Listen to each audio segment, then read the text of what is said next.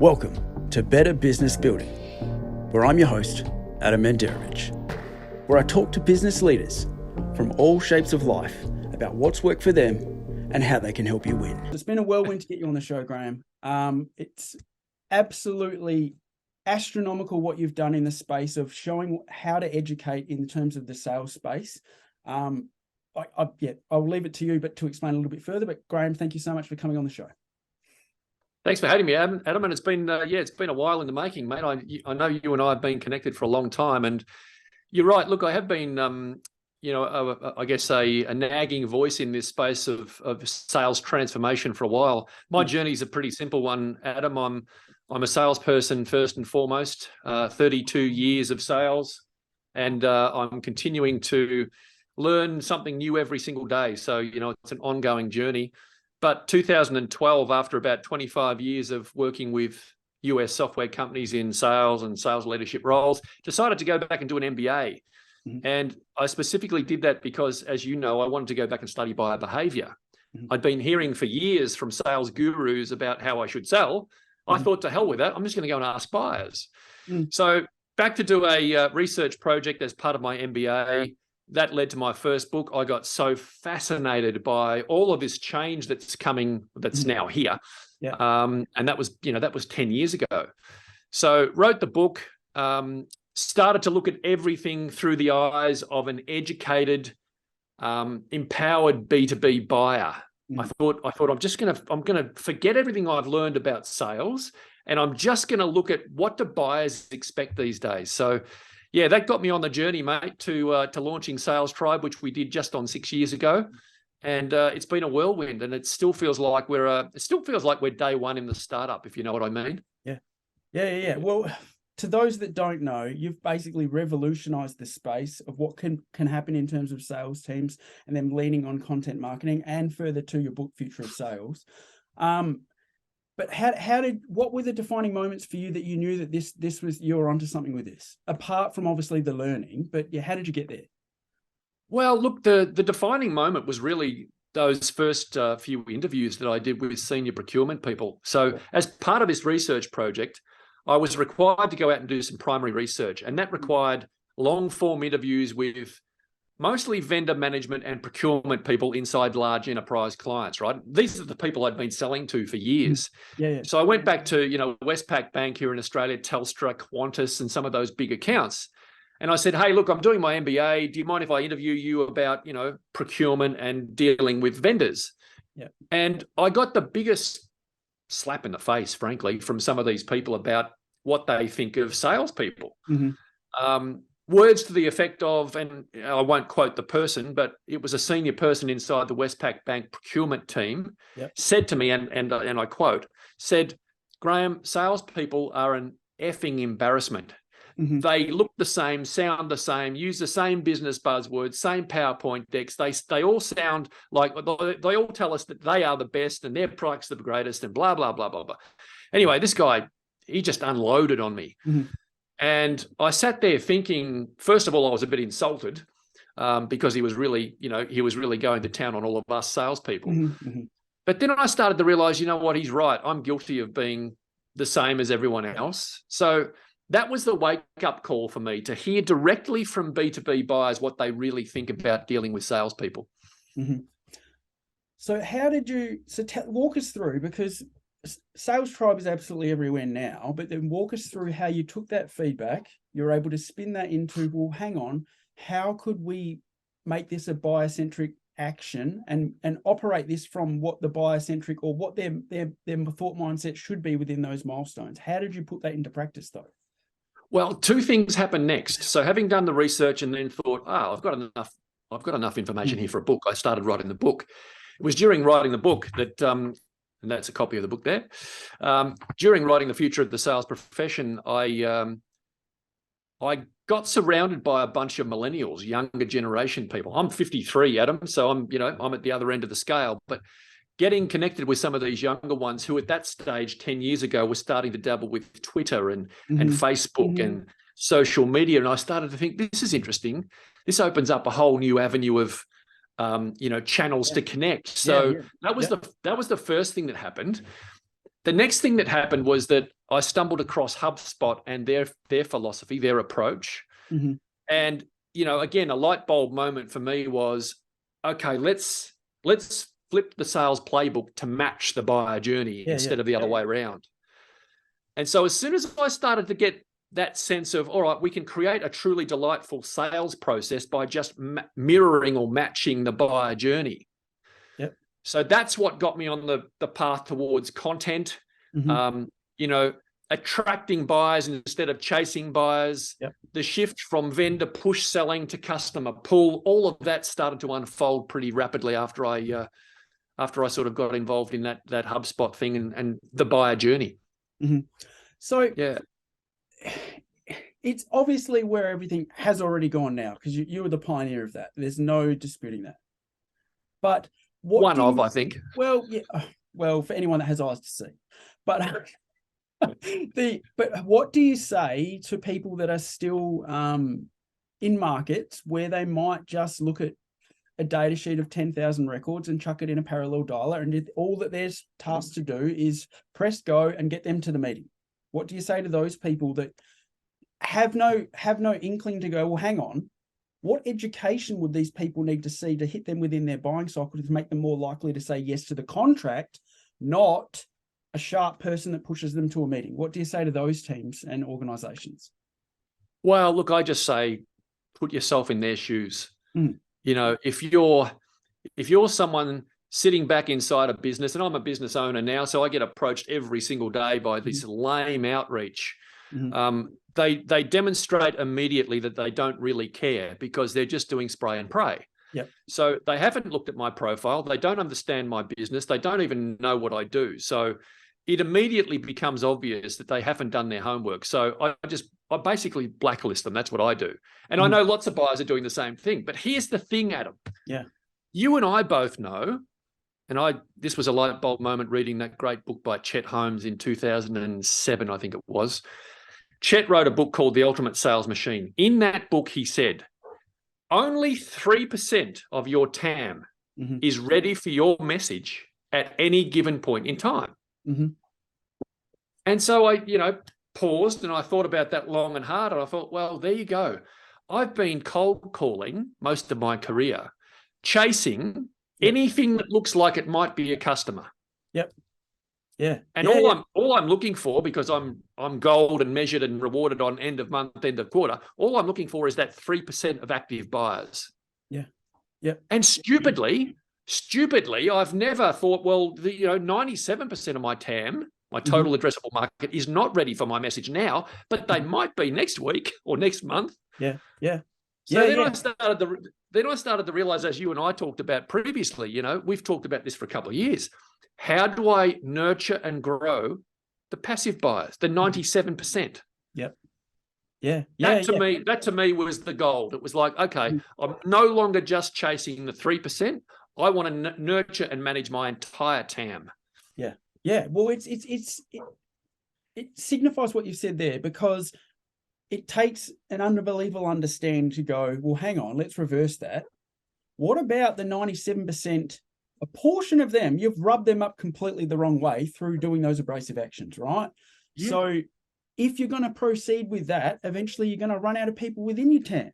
So what 100%?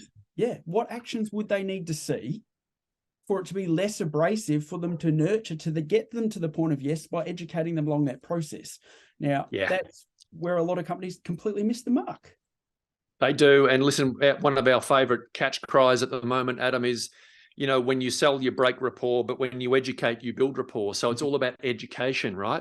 Show me, you know me. That's the first thing. And I know your business does this extremely well with your closed circuit selling, right? It's all about, how do I get clear about my ICP? Who is my ideal best fit customer? Now, what do I know about them? What can I find out? How can I do some research first, well ahead of ever trying to engage them? Because when I get that one shot to engage, and it is only one shot, I've got to absolutely master that first impression. Yeah. I've got to absolutely nail it with the right message at the right stage of the buyer journey to the right buyer on the right platform. It's all of that you and I have talked about. It's all of that next level of sophistication, isn't it? Yeah. That's what it's all about. Yeah. It speaks to the amount of companies that will not look at that as a process. So I can't even understand how they're not looking at that, and they're completely okay with the churn and burn. So yeah, they're stuck doing the numbers game. Mm-hmm. They're stuck playing by sales as the numbers game. It beggars belief. I decided several years back I would never chase another buyer. You use the term abrasive, beautiful word. Yeah. I'm not going to interrupt. I'm not going to be intrusive or abrasive to any buyer or prospective buyer ever again. I've done enough of that. Yeah. Oh, I love what you do. So fast forward to now, like, tell us some of the biggest learnings on the journey, because you've obviously been able to do that a lot with how far you've taken Salestribe in terms of that education piece, like training people how to do these processes all over the world. We've seen all your videos.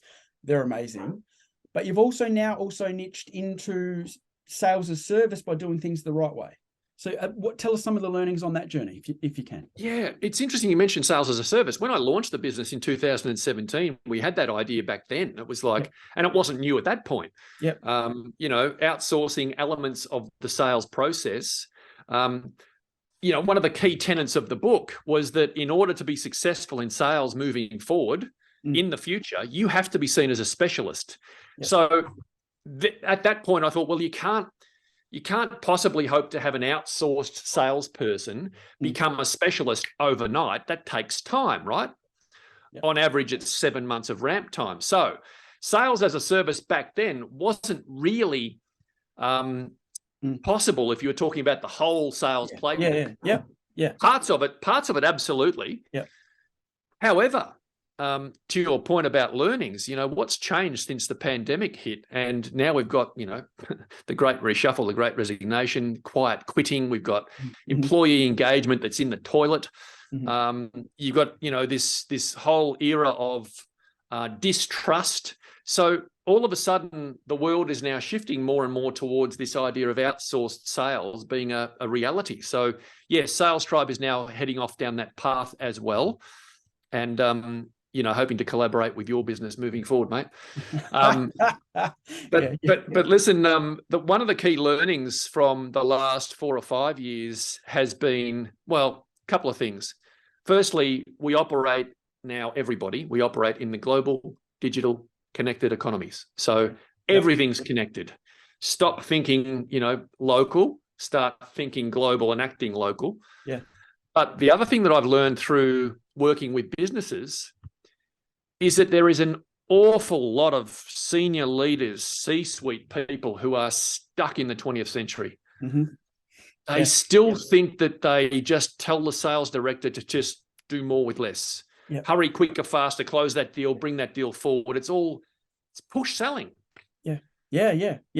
I know that I say that nearly every day in the stuff that I write on LinkedIn, where I'm saying if that drive is coming from people that understood what that worked in 1984, that doesn't work now, because it's tied to sales-led growth, right? They have no concept of what marketing should be doing. Marketing's job is to create demand, not create no intent lead gen. Because a post that I did about that this morning was, well, if that's your business model, you're effectively asking sales to solve miracles. No intent, lead gen. Well said. I like that. No intent. There's no buyer intent. There's no perceived need. There's unanticipated problems, all of that. You're spot on. We've gone, like you have, Adam, we've gone into businesses where the sales director is screaming for help. And the salespeople are all saying, yes, this is exactly what we're hearing from the buyer. They, expectations are up here. They want to be engaged in a delightful way and not pushed, blah, blah, blah. So at the field level, the frontline staff, the most important people in your business, in my opinion, they're all screaming out for change. And the moment we try to drive change into the business, someone up the top says, no. We've got numbers to meet this quarter. Just, crank that same old handle a little bit harder than you did last month. How many meetings have you got? How many calls have you made? Have you got 3 to 5 times quota in your pipeline? Blah, blah, blah. Because they're tied to sales-led growth models. And this is, funnily enough, I was saying this probably this time last year. I was saying, as soon as people understand what I'm saying with closed circuit selling, 2 things are going to happen. 50% of the people are going to understand exactly what I'm saying by a less abrasive full cycle, having a marketing element. The other 50% will understand and resist at all costs because they need to tie themselves to relevant output management. Yeah. Not outcome management. Output, exactly. Yes. It's ticking boxes, Yep. a lot of it. It's just, yes, we hit our numbers for the month and blah, blah, blah. But it's so short-term thinking, Adam. And I think the businesses that are not waking up to your approach, they're the frog in the boiling water, right? They don't even realize they're being cooked. So, one of the key lessons, to go back to your original question, one of the key lessons was, if we don't get that senior level buy-in for sales transformation, then forget it, because you'll reach a ceiling pretty quickly. Yeah. Well, how about we go the other way? What do you say? So say, for example, that they are completely resistant to any type of this type of change, right? And that they can acknowledge that what you've got has got considerable value, but they're still saying no. The repercussions of that surely has to be, one, they're just spraying and praying to their whole TAM. But more importantly, are they not just churning their front end staff, like their business development manager, their key account manager, their national sales director, whatever that is? They can't keep the bums in seats because of the actions they're asking them to undertake. Adam, there's not a millennial on the planet. There's not a millennial or a younger generation person on the planet that wants to work inside that sort of company. Yeah. And we're seeing the proof points of it everywhere, aren't we? I mean, Gallup's most recent poll showed that only 21% of the world's employees, not salespeople, world's employees, consider themselves fully engaged. And the other stat that went with that is that 19% are actively disengaged. So this quiet quitting thing is real. Oh, yeah. And if you're still driving a 20th century sales organization with little coin-operated robots out in the territory, just, making calls and, all the stuff I did 30 years ago, if you're still doing any of that sort of stuff, your attrition rate will be 3 times the rate of every other department, which is roughly what sales is now. 31% attrition every year. Yeah. It's a killer. There has to be a tipping point for the people, or the consciousness understanding that that's not a sustainable model. I think you're right. And when you look at the speed of business velocity, the shortening of sales cycles, the shortening of product cycles, and the speeding up of everything, I don't think there's too many business leaders left now that are stuck completely in the past. I mean, there's so many people now talking about it. McKinsey and Gartner and Harvard, they're all saying the same thing. They're all saying what you and I were saying 4 years ago. Yeah. No, I appreciate that. Well, that leads me to my next question. With everything you're doing with that, also, so hang on. For those that don't know, Salestribe also has an outlet to place people into some of these really, really, people that do it the right way. So there's an element of that recruitment aspect where you can speak to that as well. You've obviously got amazing sales transformation training for massive businesses all over the world. People can see that themselves. But you've also obviously now doing sales as a service. But who can you help the most? Well, that's a great question. So when we first set out, Adam, it was the mid-sized, smaller end companies that had the biggest perceived problem, the biggest need. You know what it's like when founders start a business. They're often people who've got a great idea. They're sometimes engineers and they don't know a lot about sales. So there's lots of those companies out there that need help with just putting in place a sales framework or a methodology. But weirdly enough, it didn't take long before we got sort of dragged up into enterprise. So we're now working with a lot of what I call legacy businesses, or traditional businesses, is probably a better way to describe it. The big enterprise companies with large field sales forces that are desperately now trying to digitize their sales playbook or digitally enable. You'll love this, Adam. We call this little booklet here the Book of Irony. And it's called the Book of Irony because it says digital sales transformation, and yet we've got a hard copy folder with all of our frameworks and methodologies. Yeah. But, this is another classic about, sales psychology. For a lot of years, 2 or 3 years, we were talking a lot about these digital transformation ideas and concepts, and we put some great slides up and we show people. And then I had the bright idea of trying to make some of this tangible. So I put all of our content, 260 pages worth of content and all of these frameworks into this folder. Yep. And we take this folder with us now and we put it on the table. And what do you think happens? People pick up the folder and they go, oh, okay, all right. And they start flicking through it. Mm-hmm. It's tangible. They can touch it.